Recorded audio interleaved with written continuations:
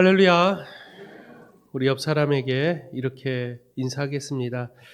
사순절을 믿음으로 승리합시다.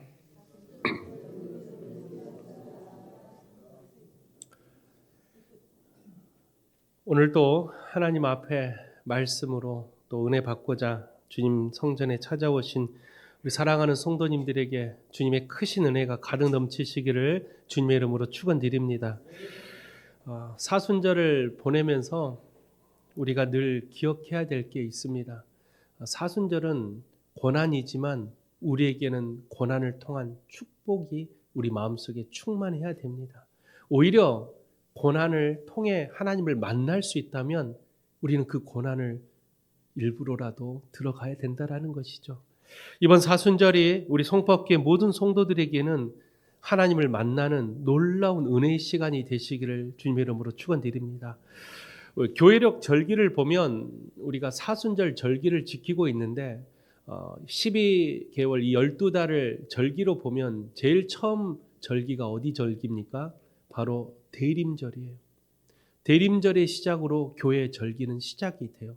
대림절 다음이 그 다음에 어떤 절기죠? 성탄절입니다. 성탄절이 끝나면 주현절이 와요. 주현절이 오면 사순절이 오죠.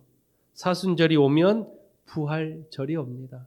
부활절이 끝나면 성령 강림절이 와요. 그리고 성령 강림절이 끝나면 하나님의 나라에 대한 창조절이 등장합니다. 그리고 다시 대림절이 시작해요.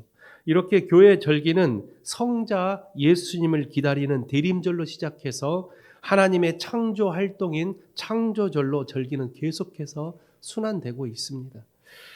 그래서 우리는 사순절 기간을 지금 보내고 있는데 우리 교회가 사용하는 사순절의 의미가 무엇일까? 왜 사순절일까? 우리나라에서는 사순절은 40일간의 기념일이라는 뜻으로 헬라어 테사라코스테라는 이름에서 유래되었어요. 원래는 사순절이 아니에요. 초기 기독교에는 부활절 전 한 주만을 고난주간으로만 지켰습니다. 그게 사순절이었어요. 그런데 AD 325년 니케아 공의에서 이 사순절을 40일간으로 확대를 시킵니다.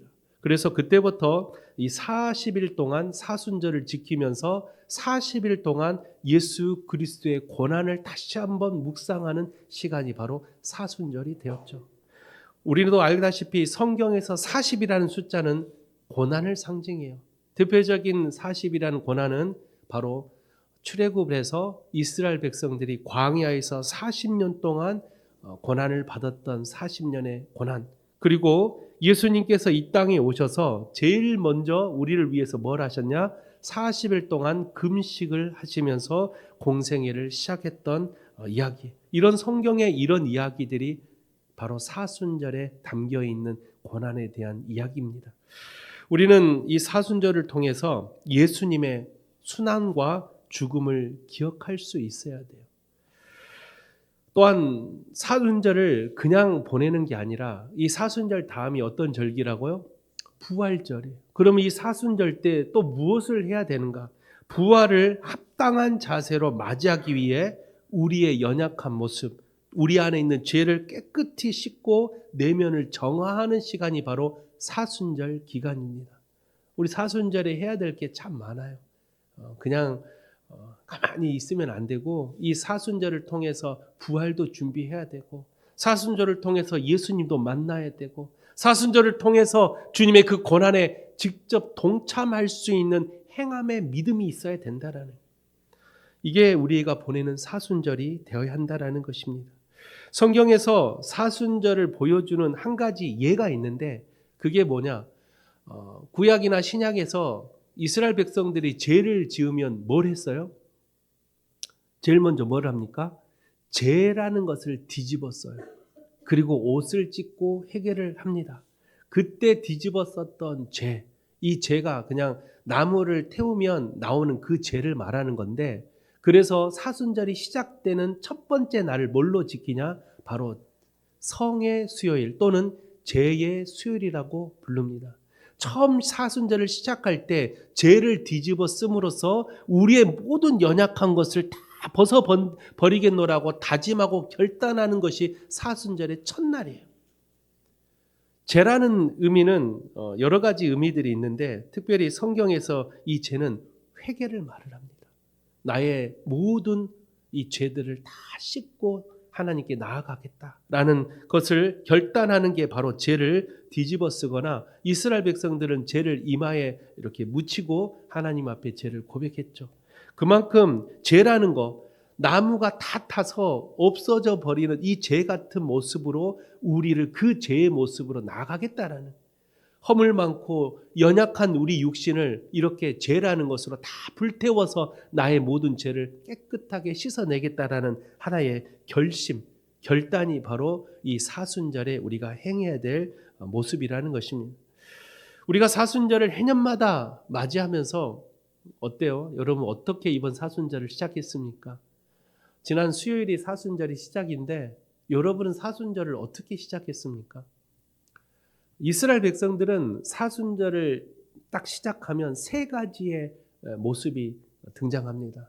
첫 번째 모습은 성의 수요일에 처음 사순절이 시작되면 반드시 교회를 찾아가요. 이게 이스라엘 백성들은 사순절을 맞이했던 모습들이었어요. 사순절이 시작하는 첫날 아침이 됐든 점심이 됐든 직장을 다 끝나고 저녁이 됐든 교회를 찾아가요. 그리고 그 교회에 가서 죄를 이마에 바르고 이 사순절을 시작을 했어요. 이게 이스라엘 백성들은 이렇게 사순절을 맞이해요. 인간이 가장 처절한 상태로 나 자신을 다시 내려가겠다. 죄라는 거, 모든 것이 태워 없어질 만큼 나 자신을 다시 본질적으로 내려놓겠다.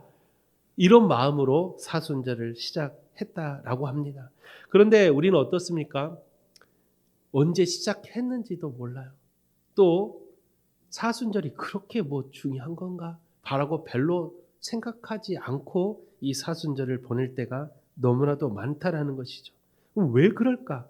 우리는 주님을 사랑하는데 우리도 정말 주님께서 걸어가신 그 십자가의 길을 나도 걸어가고 싶은데 우리는 왜 그게 안 될까? 그 이유가 있어요. 그건 세상의 유혹에 넘어가 있기 때문에 그렇습니다. 세상은요, 사단은요, 우리가 주님 곁으로 가지 못하는 여러 가지 유혹들을 우리에게 던집니다.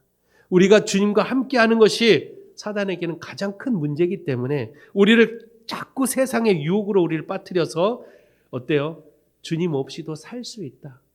우리가 세상에 살다 보면 예수 안 믿고도 잘 사는 사람들을 볼 때가 있어요. 그런 사람들 볼 때마다 영적 회의감이 찾아와요. 그러나 그게 바로 사단이 주는 유혹이에요. 그런 모습을 보면서 야, 교회 안 다녀도 잘만 사는데 예수 안 믿어도 자기 집 잘만 살고 자식들 좋은 대학 가고 다 승진하던데 이런 모습들이 우리에게 찾아올 때 그 유혹에 우리 마음이 뺏기는 순간 내 발걸음이 점점 교회를 향하지 않는다라는 것. 우리는 다시 한번 이 사순절을 통해서 우리의 발걸음이 늘 주님 이 교회에서 시작할 수 있는 이스라엘 백성들이 사순절을 시작할 때 교회에서 처음 시작했던 것처럼 우리도 우리의 발걸음이 하나님으로부터 시작될 수 있는 그런 믿음을 가진 여러분들이 되시기를 주님의 이름으로 축원드립니다. 두 번째로 이스라엘 백성들이 이 사순절을 시작할 때 했던 모습은 금식을 했대요. 왜 금식을 했을까? 금식은 뭐예요? 음식을 먹지 않는 것. 인간이 가지는 여러 가지 조건들 중에 가장 중요하다라고 생각하는 게 바로 식욕입니다. 식욕을 억제한다라는 것, 절제한다라는 게 바로 고난에 동참하는 거예요. 내가 좋아하는 거, 내가 먹고 싶은 거, 이걸 금하면서까지 내가 주님 앞에 기도하겠다. 내가 주님께 나아가겠다라는 이러한 마음을 가지고 이스라엘 백성들은 사순절을 함께 보냈다라는 것이죠. 여러분 금식에 보셨어요? 여러분들 교회를 다니든 안 다니든 모든 사람은 금식을 합니다. 언제 해요? 수술하기 전날에. 여러분들 다 금식은 한 번씩은 다 해봤을 거예요. 또 원치 않아서 내가 뭔가 문제가 생겼을 때 우리는 또 하죠. 또 언제 해요? 내시경 할 때. 여러분들 다 하루는 금식해 봤어요. 아니 하루는 아니죠. 한 12시간 공복을 경험해 봤어요. 제가 목회를 시작할 때 우리 선배 목사님들이 제가 어렸을 때 부흥회를 많이 갔다 그랬잖아요. 부흥 강사님들은 강하게 신앙 훈련을 시켜요. 진짜 하나님을 만나려면 40일을 금식하래요. 옛말에 목사님들이 그런 말이 있어요. 1시간을 금식하고 하나님께 나아가면 말씀의 은혜를 받는데요. 2시간을 금식하고 하나님께 나아가면 말씀을 이루어지는 능력을 경험한대요. 3시간을 금식하고 그 이상을 금식하면 주님을 만나는 놀라운 축복을 받는데, 그래서 제가 40일 금식을 해야 되겠다라고 시작을 딱 했어요. 며칠 갔을까요? 하루도 못 갔습니다. 하루도 못 갔어요. 쉽지 않습니다. 그래서 안 되겠다. 이거 제대로 해야 되겠다. 금식 기도원을 들어갔습니다. 갔더니 쪽방, 정말 한 평짜리 방이 여러 개가 있는데 거기에 목사님들이 다 들어가서 문 팻말에 금식 중이라고 딱 붙여놔요. 그리고 반드시 아침이 되면 이 금식 팻말을 바꿔놔야 돼요. 그렇지 않으면 간혹 거기서 실족 사시는 분들이 있어서 이게 위험합니다. 그래서 꼭 아침마다 이 팻말을 자기가 뒤집어 놔야 돼요. 그래서 제가 기도원에 가서 금식을 해야 되겠다 하고 마음을 탁 먹고 갔는데 어찌 그리 기도원 음식이 맛있는지. 여러분 기도원 가보셨어요? 세상에서 제일 맛있는 식사가 바로 기도원 식사예요. 반찬은 검은콩, 멸치, 김치 3가지밖에 안 주는데도 어쩜 그렇게 맛있는. 금식 하루 열심히 하고 결국은 못 이기고 열심히 먹고 살쪄서 나왔다라는 그런 저의 모습을 볼 때마다 금식이 쉽지 않습니다. 그런데 제가 여기 송파교회 담임 목사 올 때 며칠을 금식한지 아십니까? 7일을 금식했어요. 단 한 끼도 먹지 않고 소금 한 알갱이와 물만 먹고 이 송파교회 저에게 청빙이 들어왔을 때 제가 7일 금식했어요. 왜냐? 하나님 맞습니까 이게? 이 길이 맞습니까? 아직 저는 준비가 안 된 것 같은데 하나님 어떻게 할까 하고 하나님의 뜻을 물어보려고 사역을 하면서 부목사로서 교회에서 사역을 하면서 7일간 금식을 했어요. 기도원에서 한 게 아니라 사역 다 하고 신방도 가고 행정 일 다 보면서 금식을 했어요.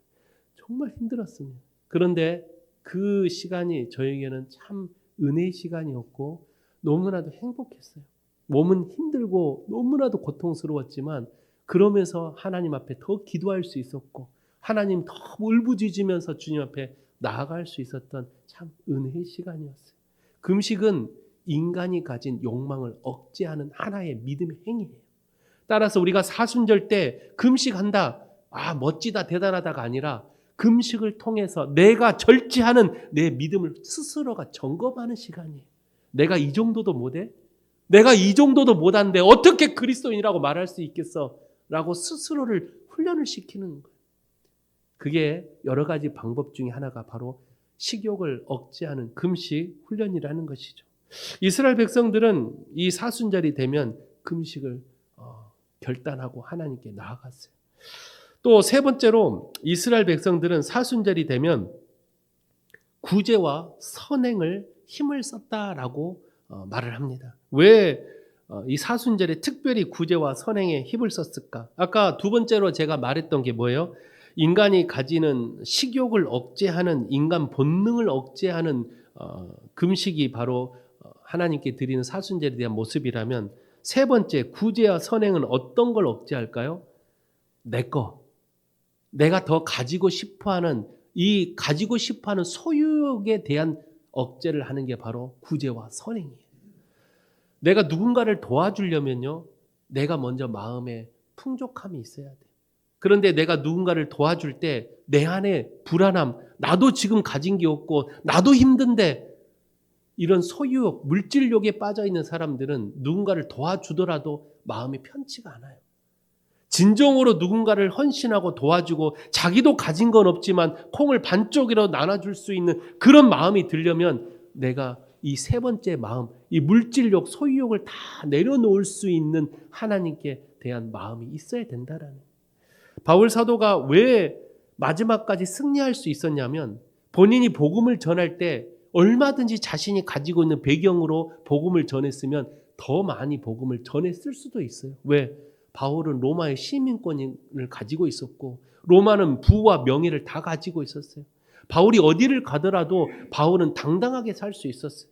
그런데 바울이 일부러 자기의 모든 것을 배설물로 여겼던 것은 자신이 가지고 있는 배경으로 복음을 전하는 게 아니라 오직 하나님의 능력과 권세와 그 놀라우신 은혜로 복음을 전했기 때문에 그래요. 그게 바로 자기가 가지고 있는 소유욕을 절제하는 모습. 바울은 그래서 성공했던 거예요. 자신이 가지고 싶고 자신이 누리고 싶은 모든 소유욕들을 다 내려놓는 게 얼마나 큰 일인지 아십니까? 여러분도 세상을 살아가면서 내 것만 움켜쥐려고 하는 사람들이 나 자신도 있지만 내 주변에도 참 많을 거예요. 그런 사람들. 내 것을 움켜쥐기보다는 세 번째로 우리가 뭘 해야 해요? 구제와 선행. 내 것보다는 다른 사람을 위해서, 공동체를 위해서 헌신하고 그들을 위해 배려할 수 있는 마음이 바로 이 구제와 선행을 할 수 있는 모습입니다. 이스라엘 백성들은 이 사순절이 되면 이렇게 세 가지의 모습으로 하나님께 나아갔어요. 우리는 사순절을 어떻게 보내고 계십니까? 우리 송파교회 성도님들은 사순절을 통해서 무엇을 하나님께 드리고 있습니까? 우리의 시간과 물질과 여러 가지 모습들을 하나님 앞에 올려드릴 때 가장 중요한 게 있어요. 이 세 가지를 아무리 하려고 해도 잘 되지 않는 이유는 내 생각과 내 지식을 내려놓지 않기 때문에 그렇습니다. 누군가를 도와줄 때도 내 생각이 앞서요. 아, 이 정도 도와주면 되겠지? 저 사람이 저번에 보니까 참 이기적이던데 저 사람은 도와주지 말아야지. 이런 내 생각으로 헌신을 하고 봉사를 하고 하나님께 나아가고 있다면 그 사람은 반드시 넘어지게 돼 있습니다. 따라서 우리가 사순절에 온전히 주님의 고난에 동참하고 승리하려면 반드시 자신의 생각과 경험들을 내려놓고 나아가야 된다는 것입니다. 저는 우리 성도님들께 이번 사순절을 통해서 주님의 고난에 동참할 수 있는 방법을 제시하려고 합니다. 오늘 본문 말씀을 통해서 우리가 어떻게 하면 이 사순절에 참된 주님의 그 길을 걸어갈 수 있을까?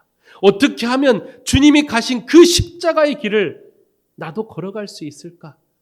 오늘 세 가지의 방법을 여러분에게 소개하려고 합니다. 첫 번째 방법입니다. 오늘 본문 24절에 나와 있죠. 예수께서 제자들에게 이르시되 누구든지 나를 따라오려거든 첫 번째 뭘 하려고요? 자기를 부인하라. 자기를 부인하는 첫 번째 우리의 모습이 있지 않고서는 예수님의 십자가의 길을 걸어갈 수가 없습니다. 십자가의 길을 걸어가려면 자기를 부인해야 된다라는. 그럼 자기를 부인한다라는 말이 무슨 말일까? 바로 모든 삶의 우선순위를 하나님께 두는 것입니다. 이게 자기를 부인하는 거예요. 그렇지 않는 사람들은 어때요? 어디 가서 나를 조금이라도 무시하면 어떤 생각이 듭니까? 내가 누군데? 여러분 그런 생각 해보셨어요? 가진 거 없어도 집불도 없어도 어디 가서 내가 그래도 이런 생각 여러분 해본 적 있습니까? 배운 거 없는데도 어디 가서 내가 그래도 또 신앙생활 잘 하지도 못하면서 어디 가서 내가 그래도 이 정도는 잘하고 있는데 이러한 생각들을 우리는 정말 많이 하고 살아갑니다. 그러나 이 모든 것이 자기를 부정하지 않기 때문에 나오는 생각이에요. 나를 연약하다고 인정하지 않고 내가 부족하다고 인정하지 않고서는 도저히 하나님의 십자가의 길을 걸어갈 수가 없다라는 거예요. 우리는 우리 스스로를 연약하다라고 인정할 수 있어야 돼. 보잘것없고 죽을 수밖에 없는 연약한 나를 주님께서 살려주셨다라는 나를 부인할 때 나의 연약함을 인정할 때 비로소 우리는 십자가의 길을 걸어갈 수가 있다라는 것입니다. 신앙생활 하면서 자기를 부인하기가 참 힘들어요. 특히 저는 목회 20년간 하면서 여러 교회를 다녔는데 많은 성도들이 가장 많이 다투는 이유가 자기를 부인하지 않기 때문에 그래요. 응? 너만 잘났니? 나도 잘났다. 서로의 가지고 있는 연약함을 인정하지 않으려고 할 때, 자기를 부인하지 않으려고 할 때 꼭 문제가 생기더라고요. 우리는 자기를 부인할 수 있어야 돼. 나는 아무것도 아닙니다. 나는 아무런 연약한 존재입니다. 라고 스스로를 부인할 수 있어야 돼.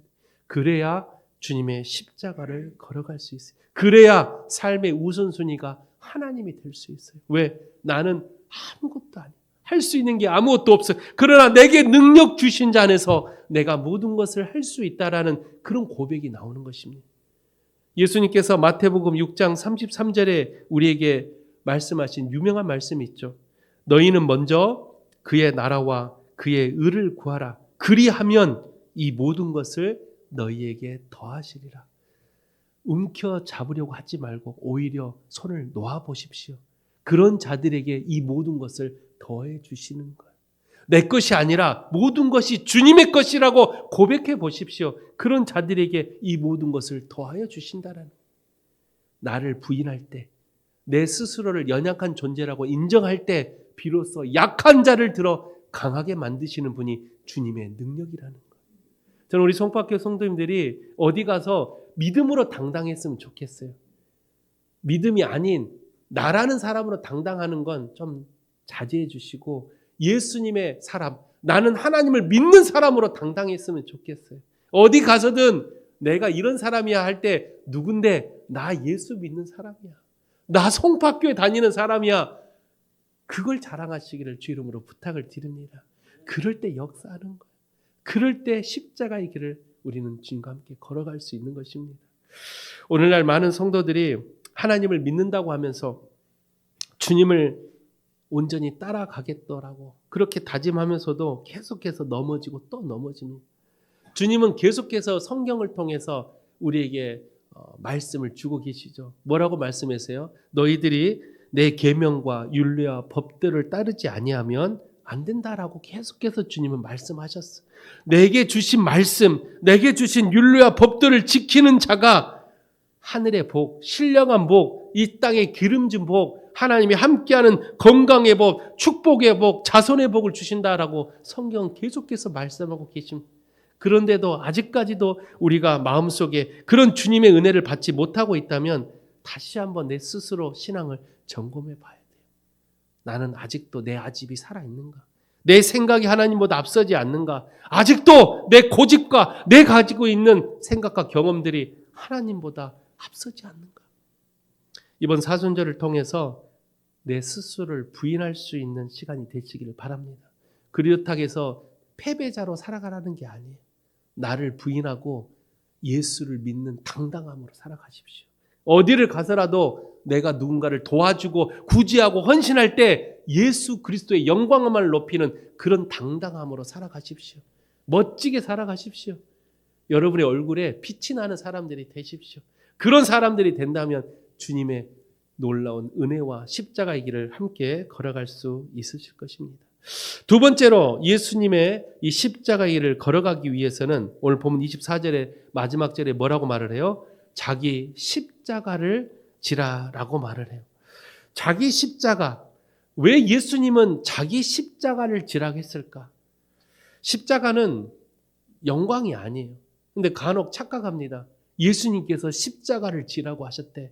그래서 모든 교회의 어려움과 고난과 십자가를 자기가 다 지어지려고 해요. 이게 뭔가 마치 영광스러운 모습인 것처럼. 십자가는 영광이 아닙니다. 남한테 보여주는 게 아니에요. 예수님께서 모든 인류를 구원하시고자 야, 잘 봐라 하면서 십자가에 달려 돌아가신 게 아니에요. 십자가는 고통입니다. 십자가는 죽음이에요. 그런데 왜 십자가에 능력이 있을까? 십자가는 사형틀인데 왜 십자가에는 능력이 있을까? 왜 십자가에는 눈물이 있을까? 십자가에는 왜 은혜가 있을까? 그 이유는 딱 한 가지예요. 십자가 자체에는 아무런 능력이 없어요. 십자가 위에서 우리를 위해서 돌아가신 주님의 사랑이 있기 때문에 십자가에 능력이 있는 거예요. 사랑 없이는 아무것도 되는 게 없어요. 아무리 내가 교회에서 헌신하고 성도들을 위해서 봉사할지라도 사랑이 없으면 울리는 꽹가리가 된다라는 거예요.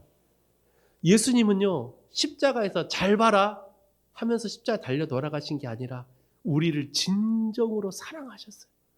자기의 모든 것을 내어주면서도 우리를 사랑하셨던 그 마음은 변하지 않으셨다는 거예요.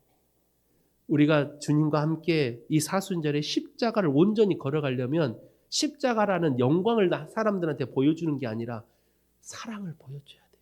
진정한 사랑으로 십자가를 질 때, 진정한 사랑으로 주님과 함께 그 길을 걸어갈 때 그 사람이 바로 진짜 하나님과 함께하는 사람이라는 거예요. 저는 성경에서 가장 참 대표적인 사람, 이 십자가의 예를 가장 잘 설명하고 있는 사람을 뽑으라면 베드로를 뽑고 싶어요. 베드로는요, 누구보다도 내가 주님의 그 십자가 길을 함께 걸어가겠습니다. 그 누가 예수님을 버릴지라도 저는 예수님을 버리지 않겠습니다. 라고 당당하게 말했던 베드로. 근데 베드로는 언제 무너졌어요? 예수님의 십자가 앞에 자기의 죽음이 딱 도사릴 때 도망가 버려요. 왜요? 진짜 사랑이 없었기 때문에. 베드로는 겉으로 할 수 있다. 이런 사람도 우리 주변에 참 많아요. 뭔가 봉사하는 척, 하나님 앞에 내가 나아가는 척, 열심히 뭔가를 하는데 그 안에 사랑이 없는 사람들이 너무나도 많아요. 사랑이 없이 하는 봉사, 사랑이 없이 하는 헌신, 사랑이 없이 하는 복음은요, 능력이 나타나지 않는다라는 거예요. 베드로가 그런 마음이었어요. 내가 다 주님을 버릴지라도 나는 주님을 버리지 않겠습니다.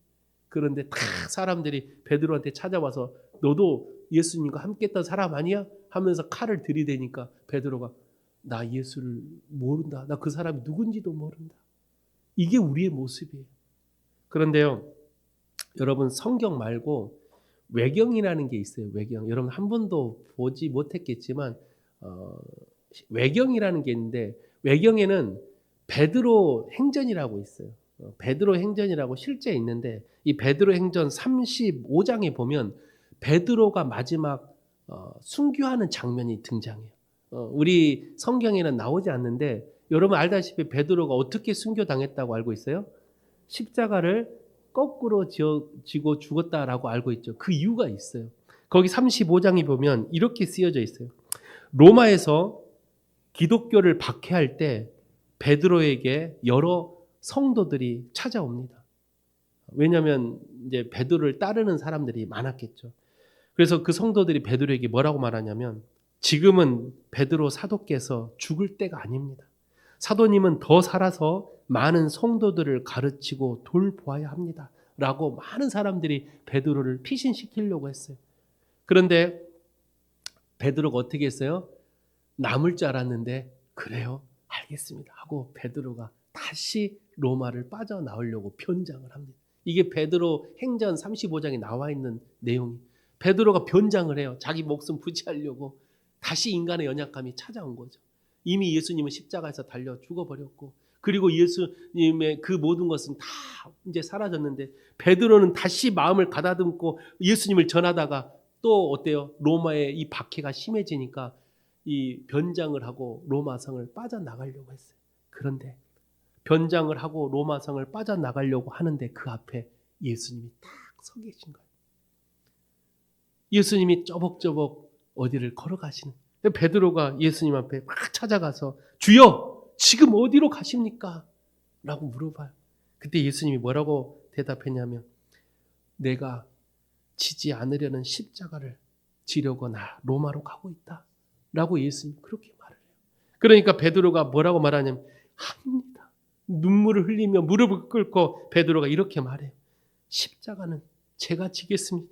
다시는 주님이 십자가를 한 번 더 지는 걸 보지 못하겠습니다. 라고 베드로가 펑펑 울면서 로마로 들어가서 십자가에 거꾸로 달려서 순교를 해요. 이게 로마의 베드로의 마지막 모습이에요.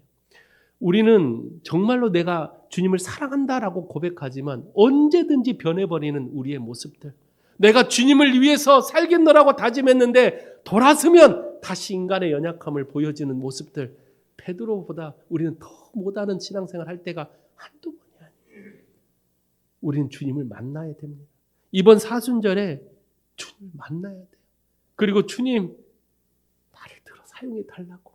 내가 여기 있사오니 나를 들어 사용해 달라는 우리의 간절한 고백이 있지 않고서는 우리는 언제든지 다시 주님을 배반하고 주님을 떠나버린다라는.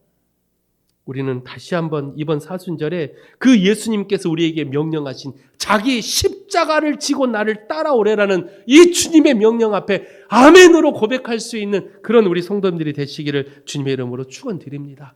마지막 세 번째로 예수님의 그 십자가의 길을 걸어가기 위해서는 오늘 본문의 후반절에 나오는데요. 예수님을 위해 뭘 해야 된다 그랬어요? 자기의 목숨까지도 버려야 한다라고 말을 해요. 여러분, 예수님을 위해서 목숨을 버린다.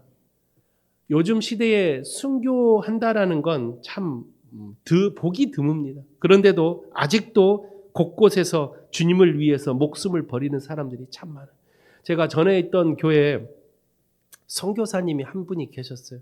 근데 그 사람은 선교사라는 타이틀을 받지 않고 선교를 나갔어요. 왜 그렇습니까? 다른 사람들은 선교사라는 직분을 받으면 훨씬 더 후원도 많이 들어오고 훨씬 더 많은 사람들한테 인정을 받을 텐데 왜 선교사 타이틀을 받지 않고 선교를 가십니까? 라고 했더니 그 교회 집사님이었는데 그 집사님이 가는 그 지역이 어디였냐? 바로 오만이라는 지역이에요. 오만이 어디 있냐면 이 사우디아라비아 제일 밑에 여기 밑에 있는 땅인데 그 오만은 기독교가 들어올 수가 없어요. 이슬람 정권에 있기 때문에 기독교가 들어오는 것도 안 되고 들어와서 복음을 전하다 걸리면 추방당하거나 감옥에 가게 됩니다. 그래서 이분은 철저하게 자기의 신분이 드러나지 않으려고 타이틀 아무것도 가지 않고 해외여행, 사업차 그렇게 오만에 들어가요. 집사님이 그 오만에 들어가서 몰래 복음을 전해요. 걸리면 끝나는 거예요. 그런 살얼음판 속에서 그 하루하루를 목숨을 걸고 복음을 전해요. 그러다가 어떻게 됐냐면 어느 날 너무나도 많은 힘듦과 어려움이 찾아와요. 왜냐하면 마음 놓고 뭘 할 수 없으니 이 사람이 이제 이 집사님이 너무 힘들었나 봐요. 그러다가 스트레스를 받아서 그 망막발리라는 거 아세요? 그게 찾아와요. 그래서 한눈이 이제 실명의 위기까지 찾아옵니다. 그럴 때 이 집사님이 포기하고 한국으로 다 돌아오라고 가족들은 말을 해요. 이제 그만하고 오라고. 한국에 와서 수술 받으라고. 그런데 이 집사님이 그런 상황 속에서 이 지금 복음을 한참 전하고 있고 어느 순간 몇 명이 모여서 이제 기도도 하고 있는데 여기서 내가 떠나면 이제 가서 수술하면 한 1년을 못 올 텐데 이 분위기가 깨진다는 거예요. 이 복음이 다 물거품이 된다. 목숨 걸고 거기서 한쪽 눈이 실명되더라도 복음을 전하겠다라고. 이게 실제 있었더니 그 집사님이 그렇게 기도하면서 하나님께 울부짖었대요. 근데 정말 신기하게 그 수술비가 그 나라에서도 우리나라 돈으로 한 1200만 원 정도가 됐는데 선교사가 타이틀도 없이 갔으니 돈이 하나도 없었어요. 가족들이 보내주는 얼마와 교회에서 보내주는 얼마, 그것도 그 통장에 찍히면 국가에서 법적으로 문제가 생길까 봐 이게 다 용돈 형식으로 가요. 그런 어려움 속에 돈이 없어서 수술을 못하고 있었는데 놀랍게도 하나님의 기적이 일어나요. 어떻게 그 사람의 어려움을 알고 그 오만에서 사업을 하고 있는 중국계 신앙 그리스도인이 그 사람을 수술비 전액을 지원해줘요. 이게 실제 있었더니 너무 놀라운 역사였어요. 하나님의 영광을 보는 순간 그렇게까지 실명이 당하면서까지도 내가 이 오만에 있는 사람들에게 복음을 전하겠다는 그 집사님의 간절한 그 모습이 자기 목숨까지 버리면서까지 주님을 위해서 헌신하라는 이 주님 말씀을 실천했더니 하나님을 경험하는 놀라운 역사를 경험했다. 지금은 두 눈이 아주 멀쩡해요. 아무런 문제 없이 복음을 전하고 있는 이런 경험들이 우리 주변에 참 많아요. 그런 이야기를 들을 때마다 나 자신 참 부끄럽더라. 나는 과연 주님을 위해서 무엇을 드리고 있는가? 누구는 눈이 실명까지 되면서까지 복음을 전하려고 하는데 과연 나는 주님을 위해서 무엇을 드리고 있는가? 주님은 우리에게 자기 목숨까지도 버려야 한다라고 말씀하시는데 우리는 내 것만 더 움켜쥐려고 하는 그런 신앙생활을 하고 있다면 얼마나 부끄럽습니까? 이번 사순절은 다시 한번 우리의 신앙을 점검하고 주님이 우리에게 질문하는 이 질문에 대답할 수 있어야 돼요. 오늘 주님이 우리에게 질문하는 질문이 하나가 있는데 26절의 말씀이 26절에 뭐라고 말씀하냐면 사람이 만일 온 천하를 얻고도 제 목숨을 잃으면 무엇이 유익하리요? 그리고 나서 예수님이 질문을 해요. 사람이 무엇을 주고 제 목숨과 바꾸겠느냐라고 질문을 해요. 사랑하는 우리 송파교회 성도님들, 당신은 목숨을 무엇과 바꾸려고 하고 계십니까?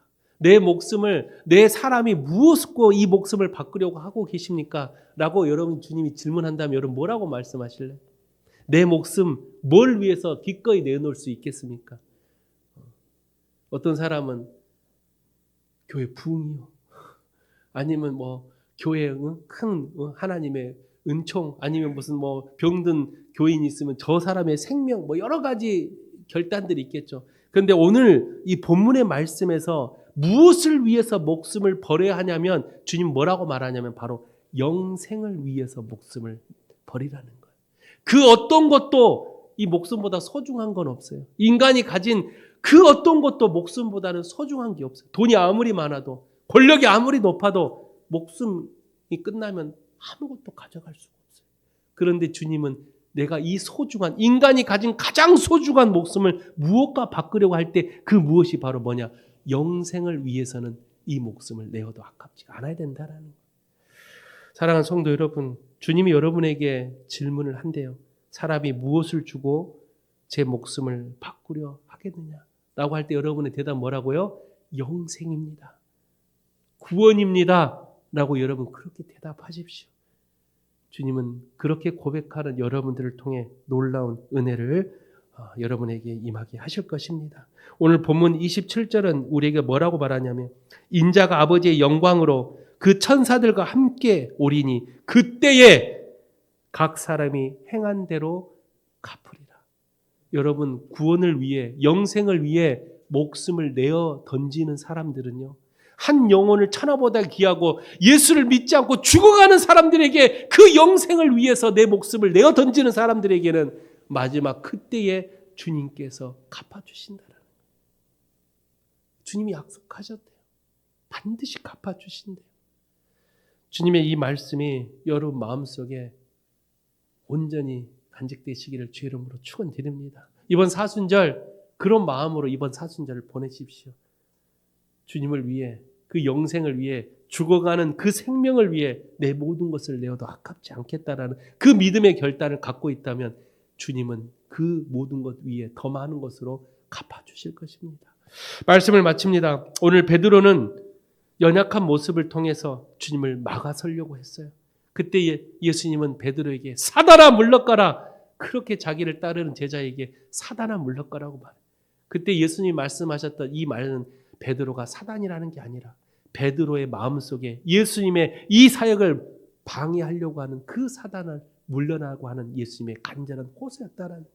오늘 우리도요, 주님의 위해서 신앙생활 하다가 혹 연약한 모습이 내게 다가오거든, 교회 공동체 안에 내가 마음에 맞지 않고 내 생각과 틀린 것 때문에 혹시 내 안에 불평과 불만과 짜증이 생기거든, 뭐라고 여러분 고백해야 된다고요? 사단아 물러가라 라고 스스로가 여러분 마음속에 외치십시오. 사단아 물러가라. 송파교회 공동체를 이간질하고 성도들의 관계를 깨트리려고 하는 이 사단아 물러가라 라고 여러분 간절히 외치는 그런 여러분 되시기를 부탁을 드립니다. 사순절은 함께 주님의 십자가의 고난을 경험하고 그 고난을 통해서 주님의 사랑을 다시 확인하고 이제 그 사랑을 가지고 세상에 나아가 많은 사람들에게 주의 사랑을 전하는 시간이 바로 사순절입니다. 이번 사순절을 통해 그런 주님의 참된 제자가 될 수 있는 우리 사랑하는 송파교회 모든 성도님들이 되시기를 주님의 이름으로 간절히 축원드립니다. 기도하겠습니다. 거룩하신 하나님 아버지, 주님을 사랑하면서도 우리는 스스로 십자가를 지기를 꺼려했습니다. 주님을 위해서 모든 것을 내어놓는다고 약속했지만 내가 내 것을 더 움켜쥐려고 할 때가 더 많았습니다. 주님, 우리의 연약함을 용서하여 주시옵소서. 우리의 부족함을 주여 용서하여 주시옵소서. 이번 사순절 기간을 통해 주님의 그 사랑을 다시 한번 깨닫고 주님과 함께 그 십자가 길을 당당하게 걸어갈 수 있는 우리 송파교회 모든 성도들이 될 수 있도록 주님 역사하여 주시옵소서. 모든 것을 주께 탁하며 살아 역사하신 예수 그리스도의 이름으로 간절히 기도하옵나이다. 아멘.